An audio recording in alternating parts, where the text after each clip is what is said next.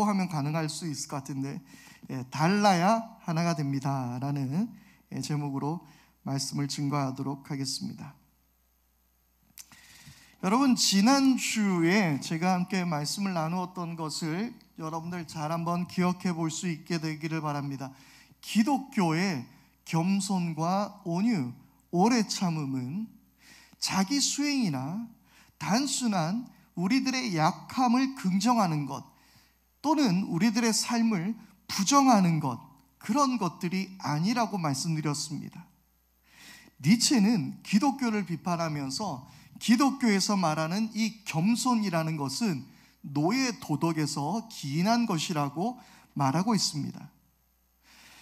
그는 자신이 책을 썼을 때 그 짜라투스트라는 이렇게 말했다, 그 책을 쓰고 나서 그 이후에 이 사람을 보라 라는 책을 쓰고서 그 자신은 이렇게 말합니다. 나는 이 책으로 인류에게 최대의 선물을 했다. 굉장한 그 자존감이 높은 사람이죠. 그는 겸손과는 거리가 먼 사람이었습니다. 그는 겸손으로 대표되는 노예 도덕에서 벗어나 승자, 강자가 가져야 하는 주인 도덕 감정을 가지고 자기를 긍정하고 자기를 극복하라, 그렇게 말하고 있습니다. 여기에서 니체는 유대인들은 그 복수심에 기인하여 기독교의 기본 도덕, 그러니까 노예 도덕이 만들어졌다고 하는데, 그는 약자가 강자에게 가지는 질투, 원한, 열등감 등의 감정인 시기심을 르상티망이라는 말로 표현했습니다. 르상티망, 그러니까 시기심, 저 강자가 가지고 있는 것들에 대한 시기심, 그런 것들을 통해서 부자는 잘못됐고 가난한 자가 복을 받고, 그런 이야기가 기독교에서 만들어졌다라고 이야기하는 것이죠. 그렇습니다. 가난한 자가 복이 있다, 가난한 자가 천국에 들어갈 수 있다라는 이 모든 말들은 이 르상티망에서 나온 말이라고 합니다. 부자들을 시기하고 질투하여 부자는 악한 존재이고 가난한 자들은 선한 존재라는 것을 주장한다고 말하는 것이죠. 그러나 겸손, 온유, 오래 참음의 진정한 의미는 그런 이야기에서 나오는 것들이 아닙니다. 약함과 가난함을 긍정하고 추구하는 것이 아니라 타인을 위한 배려와 섬김에서 나오는 것이라 말하고 있는 것입니다. 가난하게 사는 것이 좋은 것이 아니라 이웃을 위한 자발적 가난함, 약자를 위한 희생과 섬김, 그리고 바르게 사는 것, 정직하게 사는 삶, 바로 그것을 이야기하고 있다라는 거예요. 그래서 이것은 단순한 노예 도덕, 르상티망과는 관계가 없는 겸손, 그리고 온유, 오래 참음을 이야기하고 있는 것입니다. 지난주에 우리는 C.S. 루이스의 말을 기억해 봐야 합니다.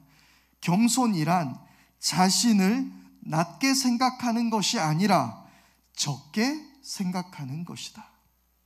겸손이라는 것은 나 스스로를 향해서 주문을 거는 것이 아닌 타인을 향한 배려,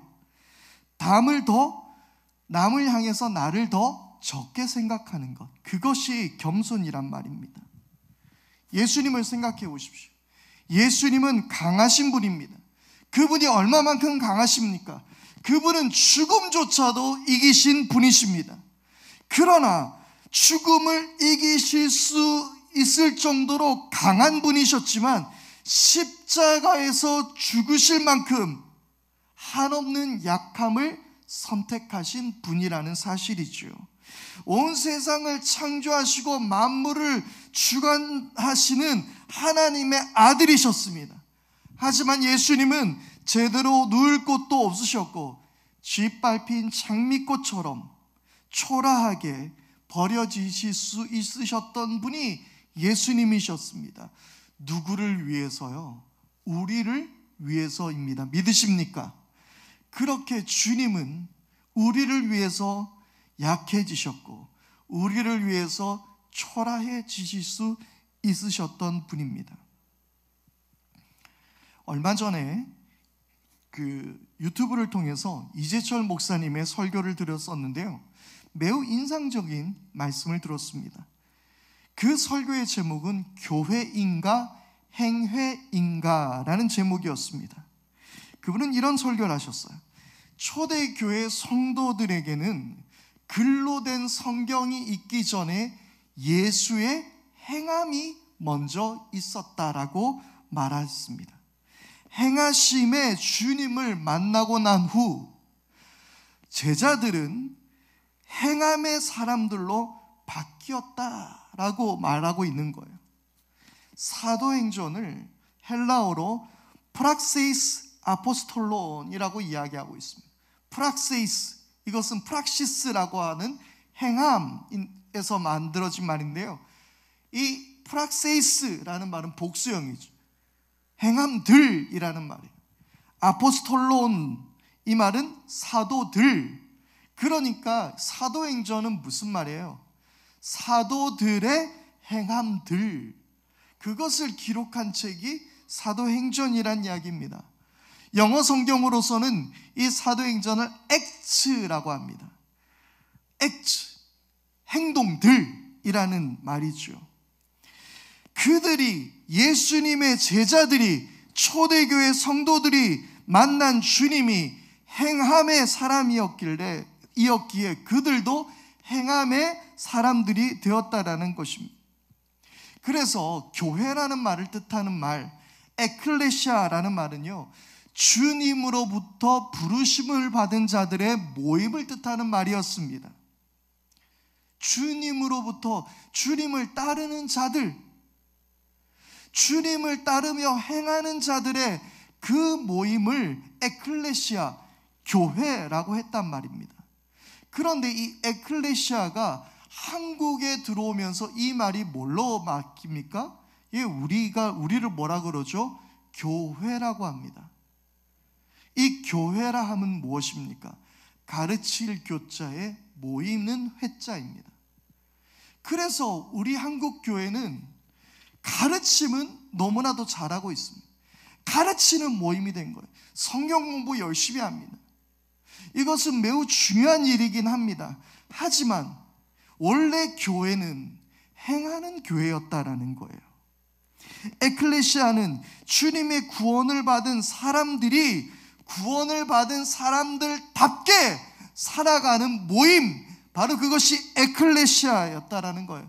가르치는 교회가 아니라 그들은 행하는 행회가 되었다라는 것이죠. 이것이 이재철 목사님의 설교의 내용이었습니다. 이것이 우리 가운데 뜻하는 바가 참 많은 것 같습니다. 에베소서 1장부터 3장까지의 말씀은, 특히 1장부터 2장까지의 말씀은 복음에 대해서 우리에게 명확하게 설명해 주고 있습니다. 그리고 4장부터 우리가 지난주부터 보았던 이 말씀은 우리가 어떻게 행해야 하는지를 말하고 있는 거예요.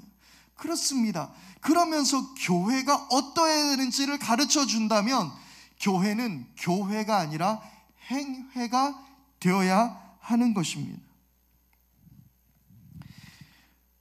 여러분, 우리의 모습은 어쩌면 에베소서 2장에만 머물러 있는 것은 아닌지 살펴보아야 할 것 같습니다. 바울의 기도와 소망, 그리고 그리스도인이 어떻게 살아야 하는지를 말하는 3장부터의 우리들의 삶은 빠져 있는 것은 아닐까요?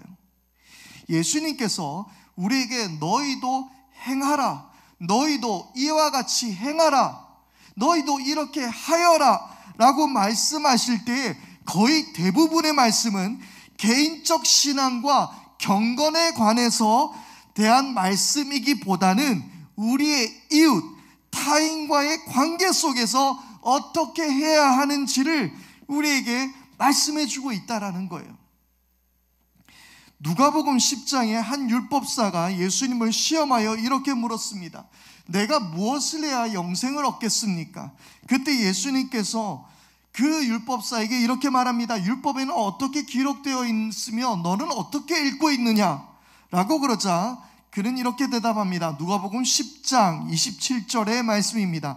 내 마음을 다하고 내 목숨을 다하고 내 힘을 다하고 내 뜻을 다하여 주 너의 하나님을 사랑하라 하였고 또 내 이웃을 내 몸과 같이 사랑하여라 하였습니다. 그 율법사의 대답 앞에 예수님은 이렇게 말씀하셨습니다. 28절이에요. 내 대답이 옳다. 그대로 행하여라. 그리하면 살 것이다. 그런데 이 질문 가운데서 이 유대인 율법사가 하나 더 물어봅니다. 예수님, 그러면 누가 내 이웃입니까? 그리고 등장한 말씀이 바로 선한 사마리아인의 비유였다라는 거예요. 이야기의 결론은 우리가 잘 알고 있습니다. 강도 만나 큰 부상을 입은 그 사람의 이웃은 제사장도 레위 사람도 아니라 그들이 천하고 천하게 여겼던 사마리아인이었다라는 이야기, 여러분들 잘 아시죠? 사마리아인들은 유대인에게 있어서 사마리아인들은 혐오스러운 존재였습니다. 보기조차 거북한 사람들이었습니다. 그러나 선한 일을 베푼 그 사마리아인이야말로 진정으로 강도 만난 사람의 이웃이라고 말씀하셨습니다. 그리고 예수님께서는 이렇게 말씀하십니다. 37절의 하반부에서는요, 가서 너도 이와 같이 하여라. 예수님의 삶은 늘 타인에게 향해 있었습니다. 우리의 삶 역시 타인에게 향해 있어야 하는 것입니다. 겸손, 온유, 오래 참음, 이 모든 것들은 타인과의 관계 안에서 세워져야 하는 우리들의 인격입니다. 이것이야말로 더불어 함께 사는 삶입니다. 지난주에 제가 설교하면서 1번을 안 뽑았다라는 이야기는 했어요. 그런데 제가 몇 번을 뽑았고 지지했다라는 말씀은 안 드렸습니다. 그래서 제가 지금 더불어 함께 사는 삶이라면 오해가 있을 수 있으니까 더불어 함께 국민의 힘을 이루며 사는 삶, 정의롭게. 요즘 너무 민감해가지고. 그렇습니다. 이것이야말로 그리스도인의 삶이에요. 타인을 향해, 이웃을 향하지 않는 그러한 신앙생활이라는 것은 있을 수가 없단 말입니다. 작게는 나의 가족들에서부터 시작해서 나와 함께 사는 지구상의 모든 사람들을 말하고 있는 것입니다. 그래서 십계명에도 보면요, 하나님 사랑에 대해서 계명을 알려주신 후에 누구를 사랑하라고 이야기하고 있습니까? 내 부모를 공경하라. 가족에 관한 이야기죠. 그리고 어떠한 계명으로 끝이 납니까? 이웃을 어떻게 대해라 라는 것으로 이 십계명은 끝이 납니다. 하나님으로부터 시작해서 가족과의 관계, 그리고 이웃과의 관계까지 말해주고 있는 것이 바로 십계명인 것입니다. 그러나 아이러니하게도 한국 교회는 교회를 지키려는 행동에는 매우 적극적입니다. 죄로부터 나를 보호하는 것도 나름 열심히 잘하고 있는 것 같습니다. 그러나 누군가를 받아들이거나 세상을 섬기고 사랑하는 일에 있어서는 어쩌면 우리는 누구보다 소극적인 사람들이 아닌가라는 생각을 해보게 됩니다. 조금 나와 다르다라는 이유로 서로 멀리하고 적대시하며 서로를 거부하고 있는 우리들의 모습은 아닐지요. 바로 그러한 우리 교회에 필요한 것이, 모든 사람들을 받아들이기 위해 필요한 것이 지난주에 말씀드렸던 겸손과 온유, 오래 참음이라는 거예요. 그렇게 서로를 대하게 될 때에 우리 모두는 사랑으로 품어낼 수 있고요. 그리고 성령님께서 이미 우리를 함께 하신 것대로 이 함께 하심을 힘써 지켜낼 수 있는 것입니다. 오늘 말씀을 보게 되면 하나님께 속한 모든 것들은 하나라고 이야기하고 있습니다. 하나님도 한 분, 그리스도의 몸도 하나, 성령도 한 분, 주님, 우리의 주인도 한 분, 우리의 믿음도 한 분, 세례도 한 분. 모든 것은 하나님과 관련되어 있는, 하나님과 속해 있는 그 모든 것들은 하나라고 말하고 있습니다. 우리 하나님은 모든 만물의 하나님이시며 아버지가 되십니다. 하나의 하나님은 이 세상을 모든 것을 다스리시며 모든 것 안에 계십니다. 하나님은 무소부지하신 분이신 줄 믿습니다. 모든 만물은 하나이신 하나님의 통치 안에 있다라고 오늘 성경은 그렇게 이야기하고 있습니다. 그러면 하나이신 하나님의 통치 아래 있고 하나님께 속한 모든 것이 하나라면 우리는 하나됨을 힘써서 지킬 이유가 없습니다. 모든 것이 다 획일적이고 다름이 없다면 우리는 굳이 힘써서 성령이 하나 되게 하신 것을 지킬 필요는 없습니다. 그냥 유지하면 되는 것이죠. 하나의 믿음, 하나의 성령, 하나의 세례. 그렇다면 교단도 신학도 다를 이유가 없고 우리는 모두가 다 하나이어야 할 것입니다. 그런데 지난주 우리가 나누었던 것처럼 태초부터 지금껏 똑같이 생긴 사람은 아무도 없는 것입니다. 쌍둥이도 다르게 생겼습니다. 어떻게 이런 모두가 다를까 싶을 정도로 놀랍도록 우리는 다 다릅니다. 같은 배에서 나온 자식일지라도 어떻게 이렇게 다를 수 있는가 매일마다 우리 어머님의 탄식이었습니다. 너무나 달라요. 우리 집에 보면요, 앵무새도 너무나 달라요. 물론 생긴 것도 다르지만 성격도 너무 둘이 달라요. 와, 이렇게 조그마한 새들조차도 성깔들이 다 다르더라고요. 여러분, 이 세상에 같은 건 아무것도 없습니다. 그래서요, 오늘의 말씀 7절은 이렇게 시작합니다. 그러나 하나님께서는 우리 각 사람에게, 그러나 모든 것은 하나인데 우린 모두가 다릅니다. 그래서 오늘 이 7절 말씀에 그러나를 통해서 왜 우리는 다르며 하나를 힘써 지켜야 하는지 그 이유를 설명하고 있는 것입니다. 바울은 시편 68편 18절 말씀을 인용해서 예수님은 승천하시면서 각 사람에게 성령의 은사를 선물로 주셨다라는 것을 이야기하고 있습니다.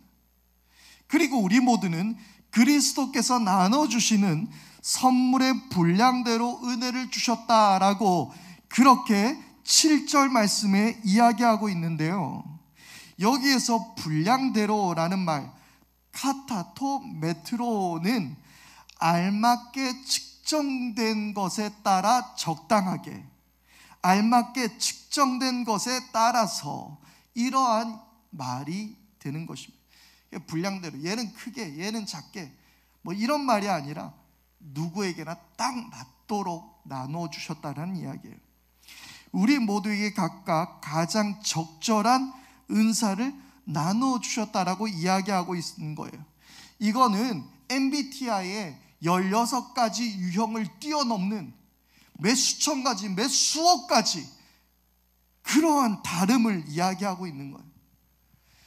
말씀을 보니까 어떤 사람은 사도로, 어떤 사람은 복음 전도자로, 어떤 사람은 목사로, 어떤 사람은 교사로 그렇게 부르셨다라고 이야기하고 있는데, 여러분 생각해 보십시오.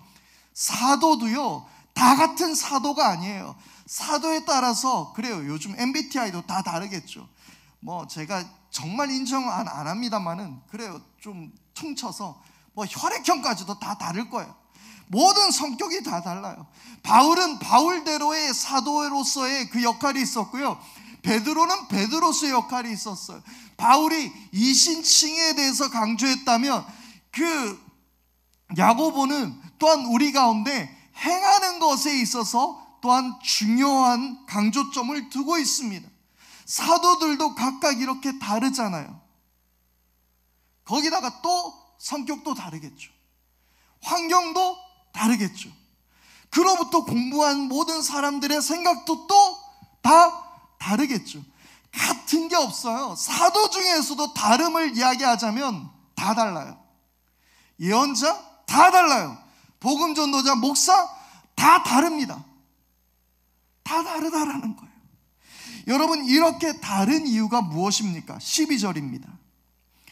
그것은 성도들을 준비시켜서 봉사의 일을 하게 하고 그리스도의 몸을 세우게 하려고 하는 것입니다. 아멘. 그 이유가 뭐라고요? 이렇게 다 다른 이유가 뭐라고요? 성도들을 준비시켜서 봉사의 일을 하게 하는 것입니다. 이것을 봉사, 디아코니아라는 헬라어를 사용하고 있습니다. 봉사, 디아코니아, 이것은 헌신하는 것이죠. 루터의 종교개혁 이후 독일 교회는 매우 중요한 선언을 했습니다. 루터의 정신을 이어받은 요한 힐리히 비에른 목사는 이런 선언을 합니다. 사랑은 교회에 있어서 신앙에 속한다. 사랑은 교회에 있어서 신앙에 속한다. 그러면서 독일의 19세기, 20세기 디아코니아 운동이 시작되게 됩니다. 이것은 사회 문제에 외면하고 무책임했던 교회가 각성하여서 종교개혁의 가치인 만인 제사장 설의 전통을 회복하려 하였던 개혁운동이자 교회 각성운동이었습니다. 바로 이 디아코니아 운동으로 인해서 지금 독일 사회의 여러 복지 시스템이 갖춰지기 시작하게 됩니다. 그리고 1948년 7월 13일 독일 개신교 연합 기본 규정으로서 이것을 명문화합니다. 디아코니아적 선교적 사업은 교회의 본질과 삶의 표현이다. 1975년 독일 교회는 교회법 1조에 교회의 본질과 삶으로서의 디아코니아를 이야기하게 되었습니다. 교회의 봉사는 우리의 신앙과 별개로 떨어져 있는 것이 아니라고 이야기하는 거예요. 결국 하나의 하나님이 우리를 각자 다르게 만드신 이유가 무엇입니까? 디아코니아적 실천, 행함이라는 거예요. 여러분, 유럽에 가면은요, 집을 임대해 줄 때에 월세를 받습니다. 우리처럼 전세가 없어요, 거기에는. 그런데 월세를 받는데요, 한번 집에 들어가 살면은요, 다른 집값이 뛰더라도 월세를 그 사람이 떠날 때까지 올리지 않습니다. 50년, 60년을 살도록 절대 월세를 올리지 않습니다. 부자인 사람은 그가 돈으로서 자기의 집에 살고 있는 사람의 생존권을 박탈하지 않으려는 그 정신, 디아코니아의 정신이 유럽에 깔려있기 때문이었습니다.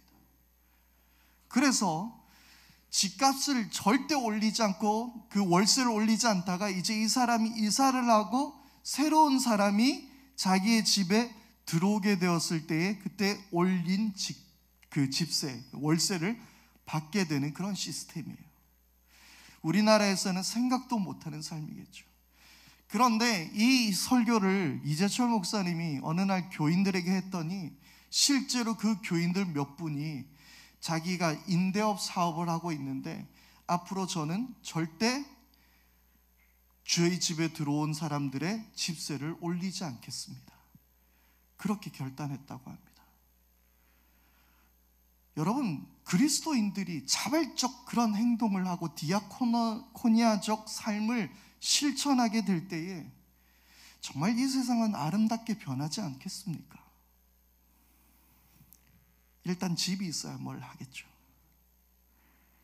여러분, 그러나 사업가 그리고 또는 노동자들, 장애인들, 비장애인들 모두가 각자의 자리에서 봉사 일을 하는 것, 디아코니아적 삶을 행하는 것입니다.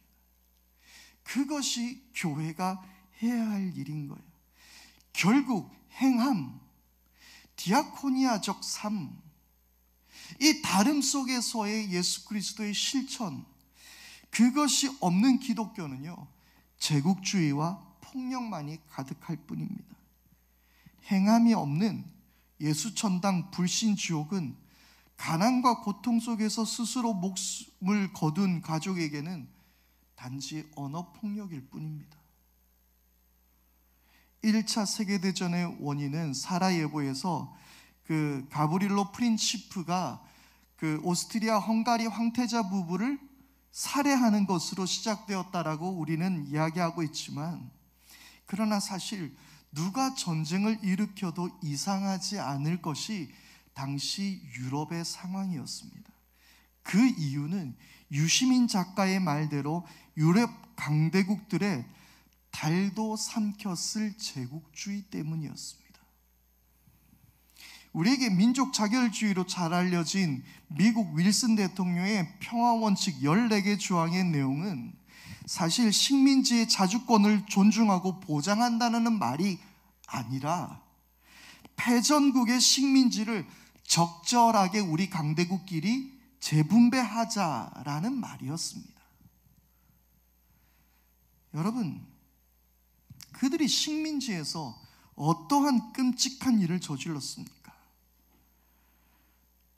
우리가 그 식민지가 얼마나 부끄러웠는지, 그 식민지의 착취, 학대, 제가 굳이 이것을 설교할 때 이야기할 필요가 없을 정도로 잔인할 정도로 서구 사회는 그런 일들을 저질러 왔습니다.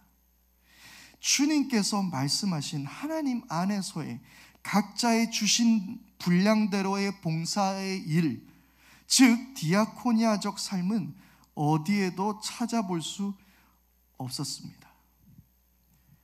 행함이 없었던 유럽 기독교 국가들은, 영국은 식민지 건설에 바빴었고, 말도 안 되는 중국과의 무역 안에서 아편 전쟁을 일으켰습니다. 영국 의회의 승인을 받아서요, 기독교 국가인 그들이 저질렀던 죄악입니다. 미국은 청교도들이 그곳을 향해서 나아갔지만 그들은 무자비한 인디언들을 학살해야 했습니다. 얼마 전에 푸틴은 그를 전범이라고 국제사회가 비난하자 그는 러시아 군인들을 향한 이렇게 말하고 있습니다. 친구를 위해 목숨을 바치는 것보다 더 큰 사랑이 없다 라는 성경 구절이 떠오른다며 러시아 군인들을 응원했습니다. 어디서 그딴 소리를 하고 있습니까? 이것이 행함이 없는, 섬김이 없는, 디아코니아적 삶이 없는 교회의 민낯입니다. 우리의 삶 가운데서 여러분, 이 디아코니아적 행함이 여러분들 가운데 회복되어지기를 바랍니다.